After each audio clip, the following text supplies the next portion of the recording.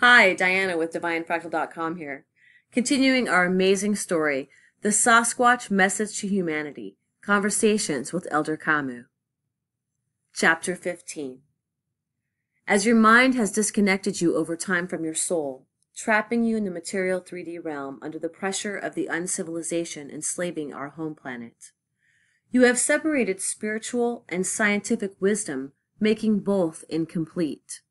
The two extreme opposites being even more further away from any truth. Within this frame of your limited spiritual and scientific knowledge, some on one end describe the creation of the universe as a single and definitive act of God, who is pure consciousness that happened in a more or less distant past without any continuous evolutionary process involved. This simplistic explanation of the vast, complex omniverse we are a small part of, and of our role in it, often offers for ultimate end the immediate return of the departed soul to the one universal creator source, without any further evolutionary steps or process of interdimensional ascending consciousness.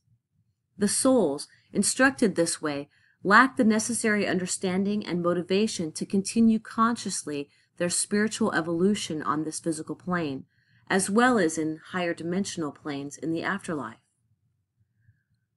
On the other end, some explain away the universe as a strictly material, random phenomena run by mechanist rules, or more recently, at the light of your newest discoveries, like a multidimensional evolutionary process in which consciousness manifests and intelligence occurs by unpredictable accidents due to favorable chemical environment without any understanding of coherence and purpose of a greater divine order or spiritual consciousness evolutionary process of the reincarnating souls. These ideologies provide no causal explanation for the existence of soul and evolving consciousness. Both of these extremist views that you oppose as creationism and evolutionaryism are extremely limited and taking your mind away from the universal truth, balanced between these two extreme belief codes. The creation is universally recognized as a divine action, which involves an everlasting evolutionary process in the manifestation of different forms of life and consciousness. Creation is not limited to a previous finite event. It also includes the continuous participation of conscious, intelligent, co-creating. Your first ancestors were instructed by our star elders and possess the spiritual understanding with the psychic abilities it provides.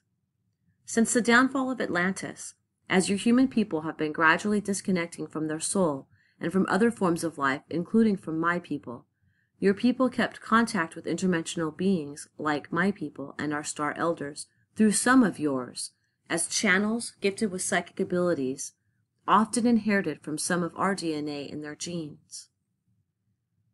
In the ancient cultures of your tribal peoples, those individuals known as seers, visionaries, or shamans have greatly contributed in maintaining the connection between your people and mine and with our star elders. With ages, your disconnection from your soul widening, your human people adopted the tendency to limit the focus of their minds on the physical messenger and forget the spiritual message. Soon, you needed intermediaries and interpreters between you and the spiritual essence of the omniverse and of your own soul. Ceremonial sites, ritual objects, and an organized clergy or priests and monks became mediators between your controlled minds and the spiritual intelligence and mystic powers of the world. Your collective consciousness quickly became acquainted with the need for other souls to perform your spiritual duties and take responsibility for your own soul evolution. You surrendered your intelligence to all kinds of entities, from the most terrifying to the most elevated dimensional levels. Your human soul, cut from your spiritual essence and the purpose of its evolutionary process through the control of your minds by the uncivilization of the lower lords, cried to find saviors and redeemers, a divine avatar, an enlightened Buddha, an anointed Messiah, or an inspired prophet to bridge realms. This is the end of chapter 15. Come back soon for chapter 16. And until next time, this is Diana from DivineFractal.com. Be fearless, fill your heart with love, and create art. Love you guys.